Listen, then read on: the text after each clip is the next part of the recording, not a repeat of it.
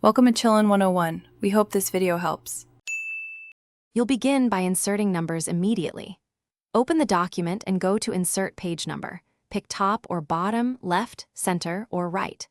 Once inserted, open Format Page Numbers to choose number format and set a start value like 1 or 0. If your document has a title page, make sure to check Different First Page or set numbering to start at the correct section. These choices control both how numbers look and where counting actually begins. Now you'll control where numbers change. Insert a section break, next page, before the page where numbering should change or restart. Then open Header/Footer tools and click Link to Previous to Unlink. This allows independent numbering per section. Once unlinked, format page numbers separately. Choose Restart at 1, switch numerals, or hide numbers on specific pages.